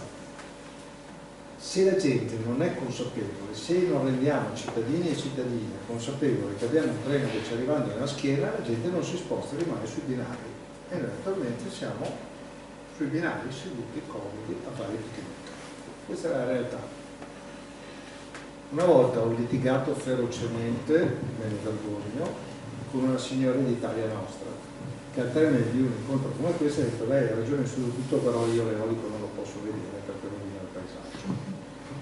E le ho detto: signora, se lei avesse un tumore, vorrebbe discutere dell'alchemio col primario o col parrucchiere? Perché sicuramente il primario e il parrucchiere dell'alchemio hanno una visione diversa. Uno lo vede come una cura con delle controindicazioni, l'altro lo vede come il problema. Se noi non spieghiamo alla gente che abbiamo un treno che ci viene a schiena, quando vai a proporre un pianto eolico ti diranno: ma è brutto. Ho capito, non ho una medicina senza controindicazioni, non ce l'ho. E il sistema non sta in piedi col solo fotovoltaico, perché l'inverno non viene. Ma se non parti dal problema, quando proponi la medicina non va mai bene, ne serve un'altra di altro tipo. Quindi il problema è questo. Poi ci sono gli ostacoli. In Italia gli ostacoli sono la burocrazia. 7 anni a autorizzare impianti agricoli per costruire in 95 giorni non si può vedere. Ma non è burocrazia generica, sono precisi luoghi di potere che gestiscono e mantengono e difendono a morte il loro potere. Io appena andrò in pensione proporrò un referendum per l'abolizione delle sovrintendenze. Giuro, bisogna, non sono riformabili. Non sono riformabili. Ogni impianti eolici ci mettono mediamente 6 anni a essere autorizzati e ne viene fuori vivo 1 su 5. Tanto che se uno ha un'autorizzazione per un impianto eolico, quell'autorizzazione ha un valore economico sul mercato pari al 30% del costo di realizzazione. Cioè ci rendiamo conto? Quindi questo vuol dire che paghiamo il 30% in più l'energia elettrica per il costo della burocrazia. Ma fosse questo, sarebbero solo soldi, è il rallentamento nella transizione che ci dà questo. Noi per mettere a terra quel piano lì, scusate, per mettere a terra il piano della Commissione Europea, dobbiamo fare 12.000 megawatt all'anno. Secondo i calcoli miei dobbiamo farne almeno 18.000. Ma prendiamo 12.000. Ne stiamo, negli ultimi 10 anni ha fatto meno di 1.000 all'anno. Dobbiamo decuplicare. L'anno scorso è stato un anno buono, abbiamo fatto 5.000, ma perché era pompato dal 110%. Cioè dobbiamo cambiare marcia completamente. Cioè oggi siamo all'assurdo che il fotovoltaico puoi farlo solo nelle aree definite idonee. Sarebbe come dire che c'è un leone che ti insegue e puoi arrampicarti sugli alberi solo quelli che ci hanno scritto idoneo sotto. Se c'hai un leone che ti insegue, qualsiasi albero va bene. Noi siamo in questa situazione. Possiamo decidere che il 10% del paese non è da toccare, che il 30% del paese non è da toccare, ma non possiamo decidere che mettiamo il fotovoltaico nel 3% che qualche architetto si è degnato di definire idoneo. Perché la definizione delle aree idonee le fanno gli architetti e te le definiscono dove non ci sono le reti. È come progettare una muscolatura senza conoscere l'ossatura. Cioè, un sistema energetico è fatto di generazione, reti di trasmissione, reti di distribuzione e consumi. È l'insieme, non è un pezzettino. Allora noi stiamo facendo decidere agli architetti e ai piani urbanistici dove dà fastidio meno il fotovoltaico. Poi lì non c'è la rete per accollegare. E spendiamo l'ira di Dio per portarci la rete. È un non senso. Noi dobbiamo ribaltare completamente questa logica. Il paese è fermo. La mia società, il gruppo che dirigo la mia società, ha ottenuto un'autorizzazione di un impianto eolico in Mugello. In 3 anni che abbiamo ottenuto l'autorizzazione abbiamo lavorato un mese. Su 3 anni. Non posso dirvi i particolari del perché abbiamo lavorato un mese su 3 anni, perché c'è una registrazione in corso.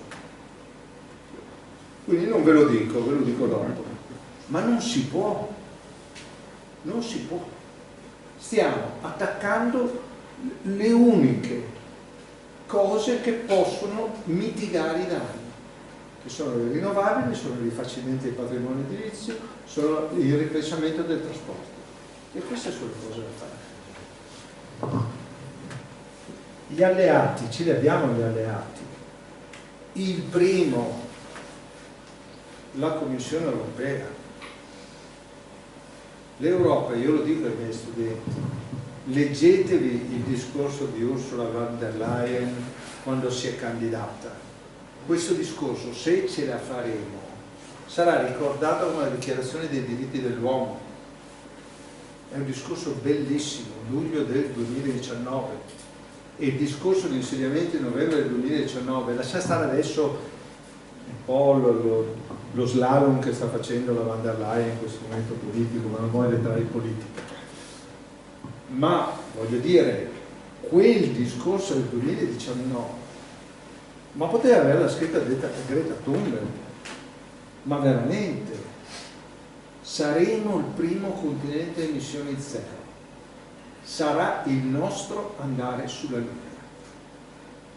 E Timmermans, il suo vice, che segue, il mondo sarà costretto a seguirci. È una visione straordinaria. Peccato che in questi 4 anni ci siamo fatti sorpassare, perché poi non siamo stati conseguenti in un sacco di cose. Però la Commissione Europea, l'Unione Europea, ha una vision di come fare la transizione energetica. Dietro il Green Deal ci sono alcune decine di direttive su cui adesso non possiamo soffermarci, ma che vanno a dire entro quando dobbiamo cambiare, coibentare il patrimonio edilizio e riqualificarlo, entro quando dobbiamo dismettere i motori a combustione interna, quanto dobbiamo far pagare il CO2, quanto devono efficientare le industrie. C'è un piano chiarissimo.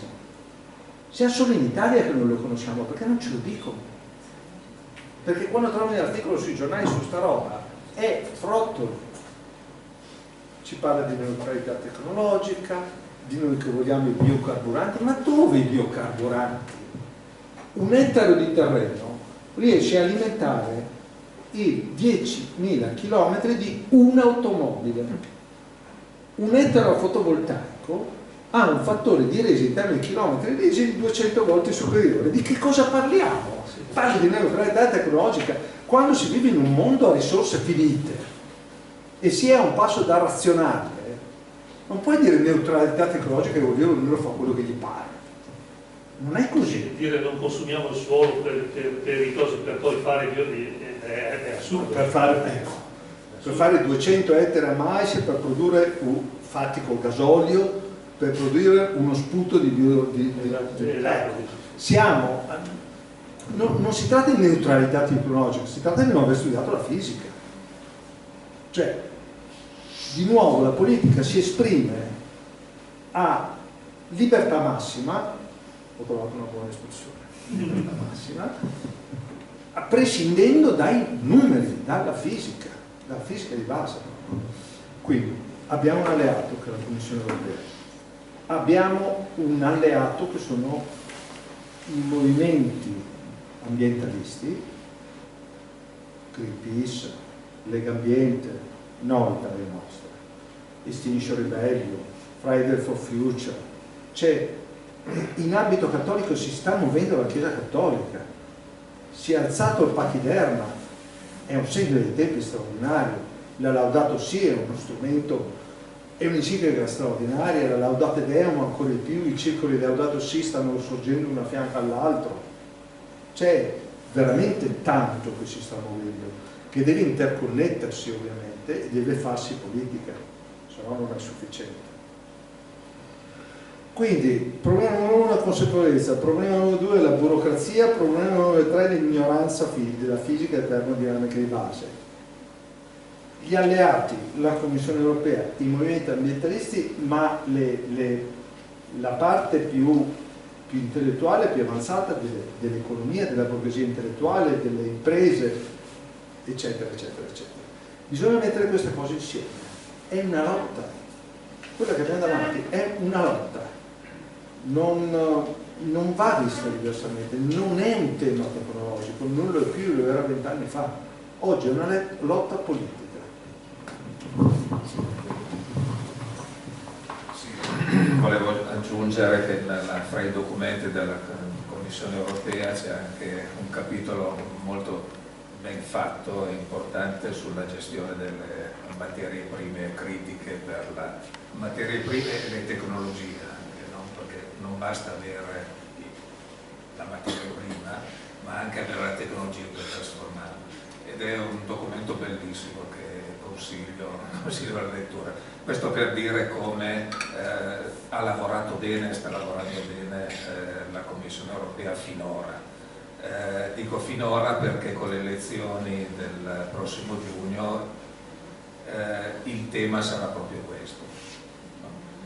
La lotta politica la fanno su questi aspetti, anche se non ce lo dicono chiaramente. Quindi dobbiamo fare, secondo me, molta attenzione E vorrei dire anche un'altra cosa, noi siamo in continua campagna elettorale, no? Per tutte le cose. Gli argomenti legati alla transizione ecologica non ci sono nel dibattito, si parla di tutto meno che di questo, e questo può anche essere un po' colpa nostra, forse, cosa dici? Probabilmente, no? È un elemento di riflessione. Bene, io direi che io ho fatto tutte le domande che mi vengono in mente. Abbiamo sconsigliato di comprare il libro. Abbiamo consigliato di comprare. Se volete lo comprate quando sentite un negazionista che dice delle sciocchezze e dice non è vero, io ho letto un libro che vi dimostra il contrario. Tanto non avete il timore di essere smentiti. Adesso direi che se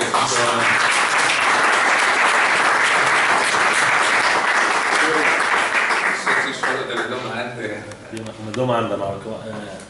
Un grosso ostacolo che non mi sembra che tu abbia citato, lo citi invece nel sottotitolo del libro, cioè le fonti fossili.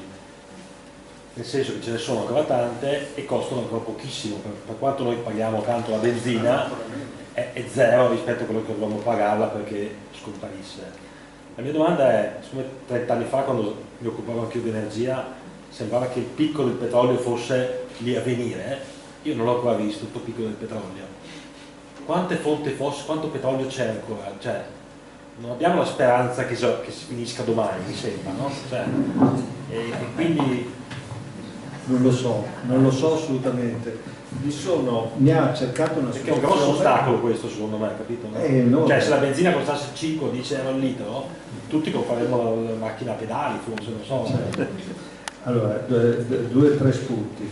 Primo, abbiamo vissuto, tu meno, sei più giovane di me, ma abbiamo vissuto gli anni 70. Gli anni 70 dopo la crisi prima crisi petrolifera, le domeniche a piedi in città, sono partite lì le energie alternative, si chiamavano. Guarda caso hanno buttato il petrolio a $10 al barile e si è fermato tutto. E succederà ancora, perché tirare sul petrolio in Arabia Saudita costa $5 al barile e lo paghiamo 70. Quindi quando vorranno fare l'ultimo tentativo per fermarci, lo butteranno su zero. Non c'è dubbio. So che non è una risposta. Perché i costi di estrazione sono molto alti. Scusa? La Russia non lo permetterà perché i costi di estrazione sono molto alti. La Russia ce li ha molto più alti, però man mano che crescerà il fabbisogno diventerà sempre più buon mercato, perché piuttosto di lasciarlo sotto, eccetera. Questo è sicuramente un tema. Volevo dire un'altra cosa ma me la sono dimenticata. Comunque sì, questa azione ci sarà, ma l'azione del mondo oil and gas è già adesso mostruosamente forte. Guardate, io non leggete dal punto di vista politico, vi prego. Io sono stato lettore di Repubblica da quando avevo 18 anni fino a 5 anni fa. 5 anni fa una nota società oil and gas a maggioranza italiana per 2 anni ha comprato una pagina intera di Repubblica. 2 anni. Ha comprato anche Sanremo. Ecco, la linea di Repubblica si è spostata totalmente e io ho cambiato giornale. Cioè la presenza sui media, ma è normale in una società libera a economia liberista, è normale che i singoli attori competano per sopravvivere. Poi ci sono i colpi corretti e i colpi bassi, ecco, questo è il tema. È un problema enorme. Ecco la seconda cosa. 2 anni fa sono stato contattato da ASPO, che è proprio l'associazione a cui fai riferimento, Associazione Internazionale Studio Picco del Petrolio, PICOIL, perché avevano visto delle mie presentazioni sugli scenari energetici, mi hanno coinvolto, mi hanno preso dentro. E questa è gente della mia età che dagli anni 70 studia il picco del petrolio. Ecco. Loro sono tuttora convinti che ci sarà. Io penso che non saremo così fortunati e questo è un problema molto serio. Se posso dire qualcosa, dovremmo fare attenzione a questi aspetti perché i combustibili fossili sono gestiti attraverso delle regole di mercato. Il mercato è internazionale ed è fuori dalla nostra possibilità di gestione. Per cui quello che abbiamo visto che il prezzo va su, va giù, è assolutamente, e viene gestito con una logica geopolitica, no? Più che anche di mercato. La consapevolezza che sta venendo sempre più avanti, che vedo anche nelle aziende, no? Le aziende che hanno bisogno di energia e quindi basano la loro competitività sul costo dell'energia, questo tipo di imprevedibilità non sono più disposti ad accettare. Cominciano a dire: non me ne frega niente, io voglio poter garantire il mio prodotto, la mia produzione con un costo che io conosco e lo posso prevedere dell'energia. Il fotovoltaico e quindi una gestione, quindi la fornitura, la possibilità di utilizzare energia rinnovabile prodotta in loco, gli permette di avere questo tipo di stabilità nei loro costi, quindi nella loro competitività. È vero che in una qualche situazione magari eccezionale, diciamo, il costo del petrolio può scendere a zero, no? E quindi essere estremamente competitivo anche con le rinnovabili. Però è vero che questo può succedere in una percentuale bassissima dei casi. Nella maggior parte dei casi mi procura sempre una imprevedibilità nella mia gestione dei costi.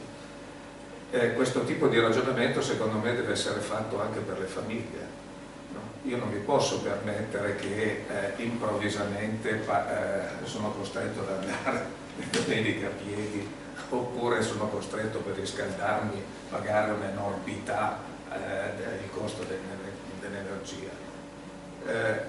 Se facciamo un calcolo solo per Verona consuma 5 milioni di energia totale consumata, totale, della città di Verona, 260.000 abitanti, escludendo le industrie ETS, che sono quelle che partecipano al mercato della CO2, sono 5 milioni di megawattora.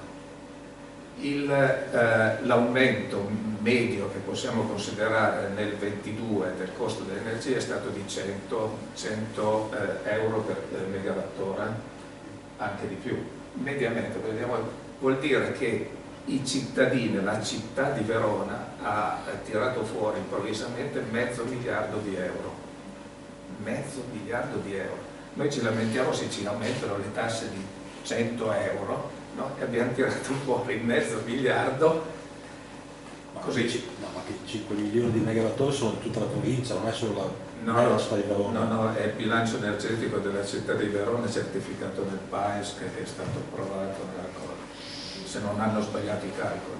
Però non siamo, fossero anche 400.000 euro in un anno. Quindi è anche, come dire, un problema di prevedibilità, di stabilità della propria esistenza, no? Perché energia vuol dire la propria esistenza.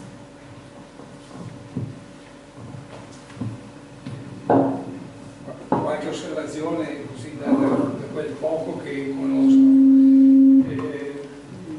Parlavamo prima del prezzo del petrolio. Russia e Arabia, i paesi arabi si sono messi d'accordo per aumentare il prezzo del petrolio. Se non ho letto male le fonti di informazioni che ho letto, Aramco, che è la società petrolifera di Stato dell'Arabia Saudita più grande al mondo, ha perso a bilancio, dovuto al calo dei consumi, $168 miliardi, 168 miliardi di utili Aramco riferito al calo di consumi dovuto all'innalzamento del prezzo. Il secondo dato input, io mi occupo di spedizioni internazionali, ho ricevuto 2 informative di azioni mirate nei confronti dei paesi cosiddetti STAN, quelli che vanno dal Caucaso fino alla Cina, per problematiche legate al pompaggio di gas, fondamentalmente perché probabilmente stanno costruendo i tubi che andranno in Cina dalla Russia.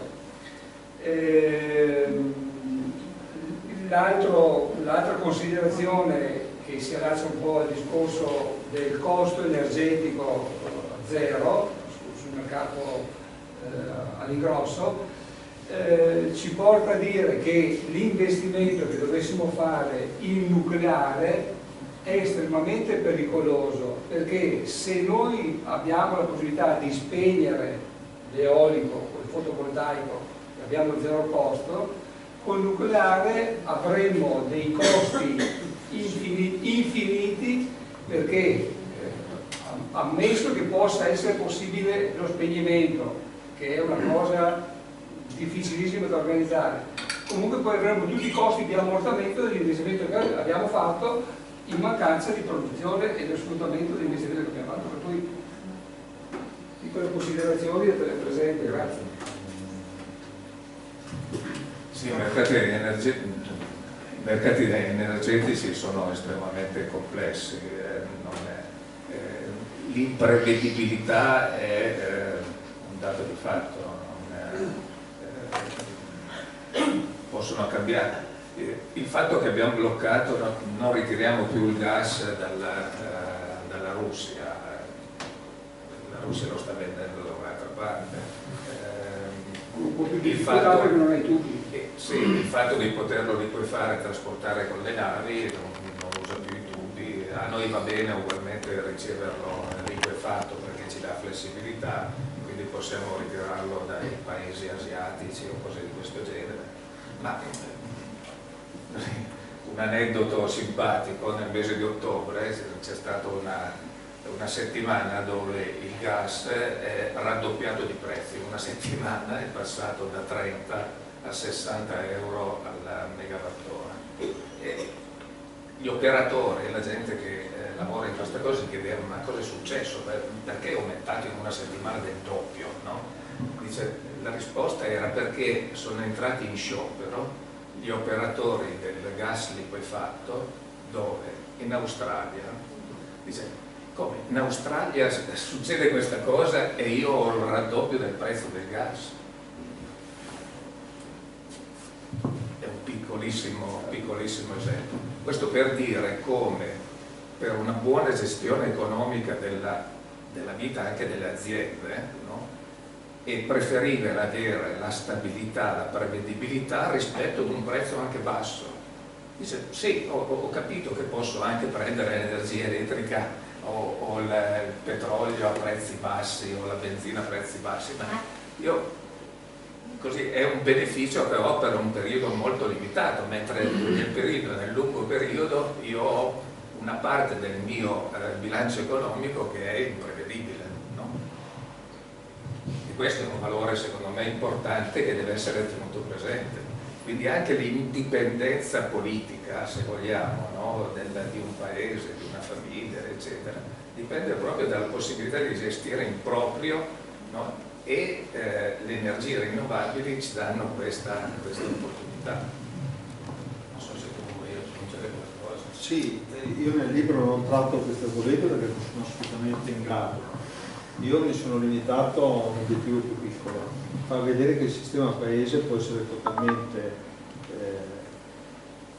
non mi piace la parola autonomo, generare energia sul proprio territorio con impatti sul proprio territorio. E guardate che avere degli impatti sul proprio territorio è positivo, perché vediamo che c'è un impatto. Noi adesso l'impatto lo facciamo a casa d'altri e quindi l'energia è una cosa che ha più movimento e scorre infinita, proprio perché non vediamo l'impatto, non è educativo.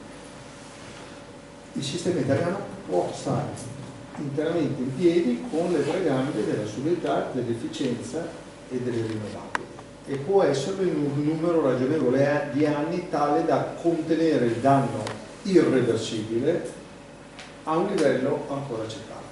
Questo è il messaggio. Basta, io chiuderei qui. Non scoraggiatevi se il libro diventa difficile in quella parte a metà, chi lo comprerà e deciderà di leggerlo.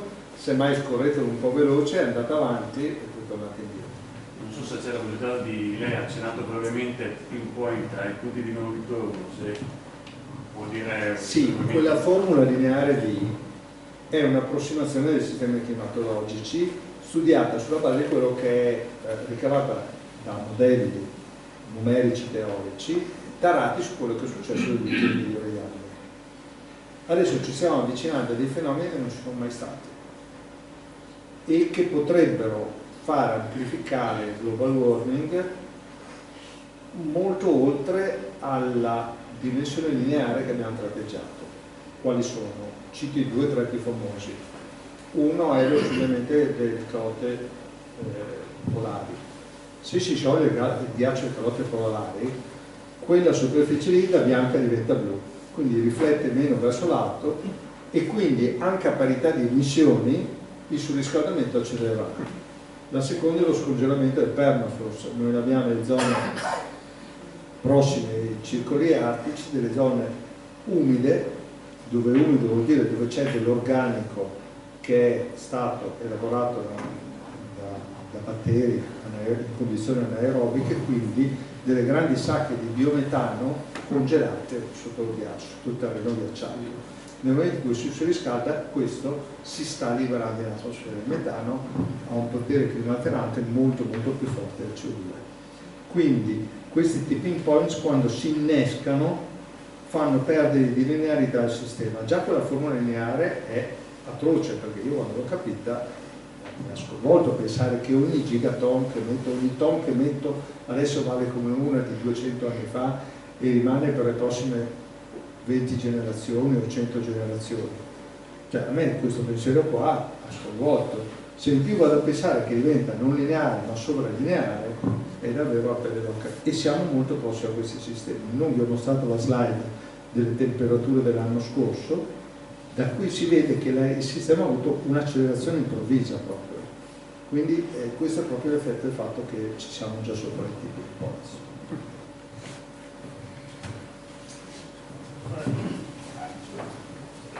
Mi si vede? No, ma posso parlare senza rapporto. Sì, io ho sentito una settimana fa. Infatti dicevo, ma vieni per la seconda volta. Sì, no, perché mi interessa molto, insomma, quindi. L'altra volta tra l'altro ho fatto una cosa molto interessante su quello che hanno emesso storicamente i diversi posti del mondo, per esempio sul fatto della Cina, che dice che la Cina è uno di quelli che emette di più, però una parte di quelle emissioni sono tutte quello che fanno per poi esportare, quindi insomma sono praticamente sarebbero caricabili.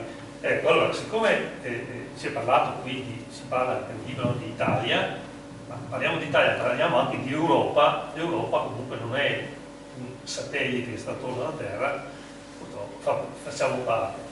Nella Terra c'è la Cina, ci sono gli Stati Uniti, oltre all'Europa ci sono paesi o continenti che possono fare gli investimenti se vogliono, e mi sembra che la Cina li stia facendo, per esempio gli Stati Uniti dipende dall'uno all'altro, ma insomma anche loro. Però noi come europei, ci sono altri posti che fanno più fatica per motivi così, dovremmo, vuol dire, per porsi la questione di questo tempo breve e anche dell'ultima cosa che ha detto molto preoccupante, no, circa, non porsi i problemi anche degli altri. Quindi è un po' come se io avessi un vigneto, vado al Policella di 10 ettari, ne prendo altri 40 in affitto di diversi vigneti, il mio è efficiente, gli altri sono meno efficienti. Per aumentare l'efficienza della mia azienda, se ho una cosa di 50 ettari, non devo smettere di investire sul mio, ma devo investire soprattutto su quelli che sono più, perché quindi noi dovremmo, ponendoci questo problema, l'Europa è particolarmente tirchia, ma dovremmo andare anche per motivi di tipo così, quindi facendo ovviamente con l'India puoi fare una parte di un certo tipo, con l'Africa una cosa di un altro tipo, dovremmo farli questi investimenti. Poi c'è un'altra cosa, abbiamo parlato per l'altra volta del discorso della natura delle strutture in genere, quindi io parlavo anche di coltivazioni particolari. Allora, siccome ho parlato di 100 generazioni, cioè arriviamo lì, cerchiamo di arrivarci più prima, poi per 100 generazioni però la cosa, l'energia, no? E quindi anche queste cose estreme che ci sono resteranno qui. porci, non è così urgente, però porci nell'obiettivo di farlo, anche perché quei 50 anni che diceva diciamo da quando scopriamo, facciamo una scoperta a quando questa viene messa a terra, la tecnologia potrebbero anche con l'intelligenza artificiale così essere accorciati. Magari se ci cominciamo, ovviamente se ci investiamo seriamente, magari fra 30 anni, 40 riusciamo a far sì che fra un paio di generazioni si possa tornare indietro. Grazie al contributo. Se non ci sono altre domande, io direi che possiamo.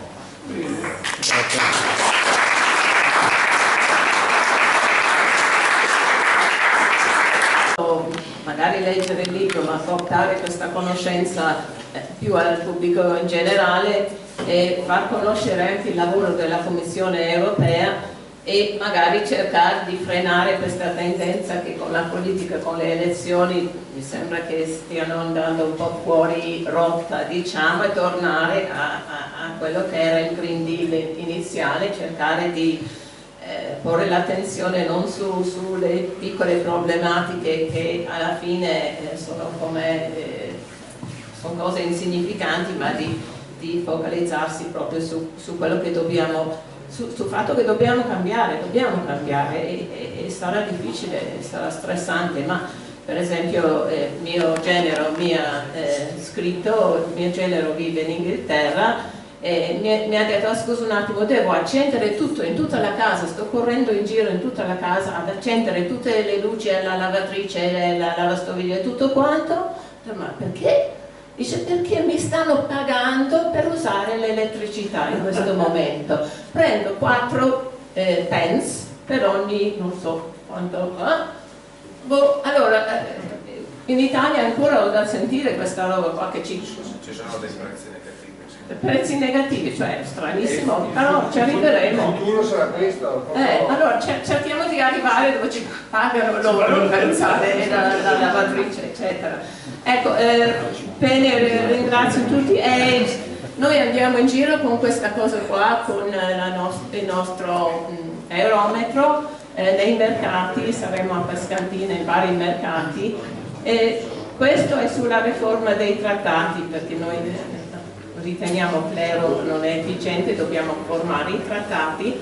Se volete mettere le stelline ci sono qui a disposizione. Sarebbe bello averne anche uno con le domande sui cambiamenti che dobbiamo andare incontro per quanto riguarda il clima, sarebbe una cosa da pensare. Grazie a tutti e buona serata.